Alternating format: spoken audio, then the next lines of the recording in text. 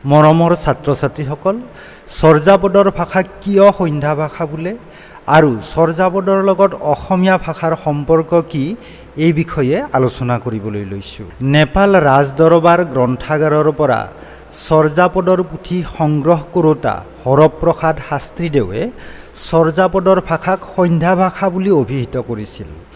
এইটো কোনো সুকীয়া ভাষাৰ নাম নহয়। চৰ্যাপদত প্ৰকাশিত হোৱা ভাৱৰ বৈশিষ্ট্যক প্ৰকাশ কৰিবলৈ সন্ধ্যা ভাষা বুলি কোৱা হৈছে। সিদ্ধ আচাৰ্যসকলে তেওঁলোকৰ উপলব্ধ সত্যক প্ৰকাশ কৰিবলৈ কিছুমান প্ৰতীকৰ সহায় লৈছিল, যাতে সাধাৰণ মানুহৰ দৃষ্টিত ইয়াৰ বাহ্যিক অৰ্থ এটা হয় আৰু সাধক শ্ৰেণীৰ মানুহৰ কাৰণে আন এটা অৰ্থ হয়। হয়তো গুৰুমুখী সাধন পথৰ গোপনীয়তা ৰক্ষা কৰিবলৈ আচাৰ্যসকলে এই পদ্ধতি অৱলম্বন কৰিছিল। সন্ধিয়া সময়ৰ কিছু আন্ধাৰ, কিছু পোহৰৰ অস্তিত্ব যেনেকুৱা, তেনেদৰে চৰ্যাপদৰ ভাষাৰো দুটা বা তাতোধিক অৰ্থ থাকিব পাৰে। সাধাৰণ দৃষ্টিত দুৰ্বোধ্য যেন লগা চৰ্যাপদৰ প্ৰতীকধৰ্মিতা বৰ মনোৰম। উদাহৰণস্বৰূপে কুকুৰীপাত ৰচিত চৰ্যাৰ এটি স্তৱকৰ উল্লেখ কৰিব পাৰি। দুলি দুহি পিতা ধৰণ নযায়, ৰুখেৰ তেন্তেলি কুম্ভীৰে খাওঁ। ইয়াৰ বাহ্যিক অৰ্থ হ'ল কাছ খীৰাই খীৰাই প্ৰচুৰ পৰিমাণে গাখীৰ পোৱা গৈছে, যি পেটত নধৰা হৈছে। গছৰ তেতেলী কুম্ভীৰে খায়। সাধাৰণ দৃষ্টিত অদ্ভুত আজব যেন লাগে। কাছ খীৰোৱা কেতিয়াও সম্ভৱ নহয় আৰু কুম্ভীৰে গছত উঠি তেতেলী খোৱাও অসম্ভৱ কথা। ইয়াৰ আধ্যাত্মিক অৰ্থ হৈছে, কাছই যেনেদৰে হাত ভৰি নিজৰ ভিতৰলৈ সংকোচন বা সংযমিত কৰে, তেনেদৰে সাধকেও ইন্দ্ৰিয়বোৰ সংযমিত কৰি ধ্যানমগ্ন হ'লে অপৰ্যাপ্ত পৰিমাণৰ গাখীৰ স্বৰূপ আনন্দ পোৱা যায়। এই আনন্দ উপচি পৰা গাখীৰৰ দৰে পাৰ বাগৰি যায়। এইদৰে সাধনাৰ উচ্চ স্তৰ পোৱাৰ পাছতো সাধক যদি অসাৱধান হয়, বিষয় বাসনাৰ প্ৰতি দুৰ্বল হ'লে পকা তেতেলীৰ দৰে তলত সৰি পৰিব পাৰে বা স্খলন হ'ব পাৰে। তেতিয়া কুম্ভীৰ স্বৰূপ কাম, ক্ৰোধ, লোভ, মোহ, মদ, মাৎসৰ্য আদি ৰিপুৱে গ্ৰাস কৰিব পাৰে। প্ৰতিটো চৰ্যাতে এনেদৰে গভীৰ আধ্যাত্মিক তত্ত্বকথাৰ প্ৰকাশ হৈছে। সেইকাৰণে চৰ্যাপদৰ ভাষাক সন্ধ্যা ভাষা বুলি কোৱা হয়। এতিয়া আহিছোঁ আমি চৰ্যাপদৰ লগত অসমীয়া ভাষাৰ সম্পৰ্ক কি, এই বিষয়ে। পণ্ডিত সুকুমাৰ সেনে অসমীয়া ভাষাৰ সৈতে চৰ্যাপদৰ সাদৃশ্যক স্বীকৃতি দিছে এইদৰে: হিন্দী ভাষী, মৈথিলি ভাষী, উড়িয়া ভাষী ইহারা সবাই দাবি করিতেছেন যে চর্যাগীতির ভাষা হিন্দি, মৈথিলি এবং উড়িয়া, মোট কথা বাঙ্গালা নয়। অসমীয়াদের দাবি অযৌক্তিক নয়, কেননা ষোড়শ শতাব্দী অবধি দুই ভাষার বিশেষ তফাৎ ছিল না। অকল ভাষাৰ ক্ষেত্ৰতে নহয়, লোকগীত, জীৱিকা, ৰন্ধন প্ৰণালী, ধৰ্ম আদি বিভিন্ন দিশত অসমীয়া সমাজৰ লগত বঙালী সমাজৰ মিল আছে। বিশেষকৈ কামৰূপ কামাখ্যাই তন্ত্ৰ সাধনাৰ পীঠস্থান হিচাপে বঙালী সমাজ জীৱনত আজিও সৰ্বোচ্চ আসন দখল কৰি আছে।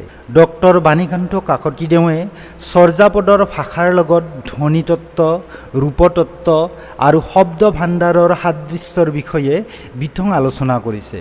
পণ্ডিতসকলে চৰ্যাপদৰ ভাষাক কামৰূপী অপভ্ৰংশ বুলি কৈছে। ডক্টৰ পৰীক্ষিত হাজৰিকাদেৱে কৈছে, আচলতে চৰ্যাপদৰ ভাষা কামৰূপী অপভ্ৰংশ, কাৰণ ইয়াত কামৰূপী অপভ্ৰংশৰ আত্মীয়তা বেছি। ভাষাবিদ পণ্ডিতসকলৰ মতে খ্ৰীষ্টীয় দশমৰ পৰা দ্বাদশ শতিকাৰ ভিতৰত হিন্দী, উড়িয়া, মৈথিলি, অসমীয়া, বঙালী আদি ভাষাবিলাকে সুকীয়া গঢ় লৈছিল। সেইদৰে চৰ্যাপদৰো ৰচনাকাল হৈছে অষ্টম শতিকাৰ পৰা দ্বাদশ শতিকা। সেয়েহে চৰ্যাপদৰ ভাষাত এইবোৰ ভাষাৰ বৈশিষ্ট্য সহজতে অনুভূত হয়। চৰ্যাপদৰ ভাষাৰ সৈতে অসমীয়া ভাষাৰ সাদৃশ্য বহুতো দিশত পৰিলক্ষিত হয়। নিষেধাৰ্থক ন: অসমীয়া ভাষাত নিষেধাৰ্থক বুজাবলৈ ক্ৰিয়াৰ আগত ন ব্যৱহাৰ কৰা হয়, যেনে নাখায়, নাযায়, নবহে ইত্যাদি। বঙলা ভাষাত ক্ৰিয়াৰ শেষত ব্যৱহাৰ কৰা হয়, যেনে যাবে না, খাবে না, বসবে না ইত্যাদি। চৰ্যাপদত অসমীয়াৰ দৰে ক্ৰিয়াৰ আগত নৰ ব্যৱহাৰ কৰি নিষেধাৰ্থক বুজোৱা হয়। যেনে নলেই অৰ্থাৎ নলয়, ন চাৰ অৰ্থাৎ নেৰে, ন যায় অৰ্থাৎ নাযায়, ন জীৱমি জীয়াই নাথাকিম ইত্যাদি। ক্ৰিয়া বিভক্তি পুৰণি অসমীয়াত ব্যৱহাৰ হোৱাৰ দৰে চৰ্যাপদতো ল, ইলা, ইল আদি ক্ৰিয়া বিভক্তিৰ প্ৰয়োগ দেখা যায়। যেনে কাণেত চৌৰি নীল আধ ৰাতি, বেৰিল শাক পৰ চৌদিশ বৰ্তমান কালৰ ব্যৱহাৰ। মধ্যযুগৰ অসমীয়াত ব্যৱহাৰ কৰাৰ দৰে চৰ্যাপদতো অন্তে বা হন্তীৰ ব্যৱহাৰ হৈছে। যেনে নাৰী বিয়াৰন্তে সেৱ বপুৰা, তে অজৰামৰ কিমপি নহন্তি অসমাপিকা ক্ৰিয়া। অসমীয়া ভাষাৰ দৰে অসমাপিকা ক্ৰিয়া বুজাবলৈ ই আৰু ইয়া প্ৰত্যয়ৰ সংযোগ চৰ্যাপদতো পোৱা যায়। যেনে গণে উঠি চৰ অমন বান, অপনে ৰচি ৰচি ভৱ নিৰ্মাণা। আধ্বনি অধ্বনিলৈ ৰূপান্তৰ। মান্য অসমীয়াত একেটা শব্দতে যদি একেলগে দুটা আধ্বনি থাকে তেন্তে পাছৰটোৰ প্ৰভাৱত আগৰটো অধ্বনিলৈ ৰূপান্তৰ হয়। যেনে টাকা টকা, চাকা চকা, পাঠা পঠা। চৰ্যাপদতো এই বৈশিষ্ট্য দেখা যায়। যেনে জহি মন ইন্দ্ৰিয় পৱন হো নথা। নিত্য বৰ্তমান কাল। নিত্য বৰ্তমান কাল বুজাবলৈ পুৰণি অসমীয়াত কৰৈ, ধৰৈ, বান্ধৈ আদি ৰূপ দেখা যায়। চৰ্যাপদতো এই বৈশিষ্ট্য দেখা যায়। যেনে সৰহ ভনৈ উজু বাট ভৈলা। ভৱিষ্যৎকাল ধাতুৰ পাছত ইব নাইবা ব প্ৰত্যয় যোগ কৰি অসমীয়া ভাষাত ভৱিষ্যৎকাল বুজোৱা হয়। চৰ্যাপদতো ইয়াৰ প্ৰয়োগ আছে। যেনে জৈ তুমহে লোৱহে হৈব পাৰগামী, কাহ্নু কৰি গৈ কৰিব নিবাস। হ্ৰস্ব আৰু দীৰ্ঘস্বৰৰ প্ৰভেদহীনতা।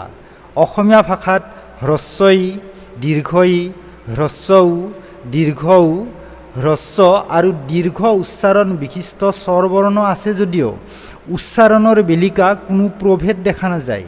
সেইদৰে দন্ত্য স, তালব্য স, মূৰ্ধন্য স, দন্ত্য ন, মূৰ্ধন্য ন, বৰ্গীয় জ, উন্তস্থ জ আদি ব্যঞ্জন বৰ্ণৰ প্ৰয়োগ আছে যদিও উচ্চাৰণৰ ক্ষেত্ৰত প্ৰভেদ নাই। চৰ্যাপদতো এই প্ৰভেদ দেখা নাযায়। সৰ্বনামৰ ব্যৱহাৰ। চৰ্যাপদত ব্যৱহাৰ হোৱা সৰ্বনাম পুৰণি অসমীয়াৰ লগতে আধুনিক অসমীয়াতো হয়। যেনে অমহে, তৈ, তুমহে, তয়ে, তোৰা, তোহাৰ, তোহাৰী, মই, ময়ে, মেৰি, মোহৰ আদি সৰ্বনামৰ সঘন ব্যৱহাৰ হয়। বিশেষণ ঐচন, ভয়ংকৰ, ভাল, সুন্দৰী আদি বিশেষণৰ ব্যৱহাৰ অসমীয়া ভাষাৰ দৰে চৰ্যাপদতো একে। শব্দ অসমীয়া ভাষাত ব্যৱহৃত তৎসম, অৰ্ধ তৎসম আৰু তদ্ভৱ শব্দৰ লগত চৰ্যাপদৰ শব্দৰ মিল দেখা যায়। তৎসম শব্দৰ উদাহৰণ এনেকুৱা: অংগ, অংক, অজৰামৰ, অনুবীন, অনুভৱ, অন্ত, দৃঢ়, দেৱী, দেহ, নগৰ, নলিনী, নৱ, নাটক ইত্যাদি।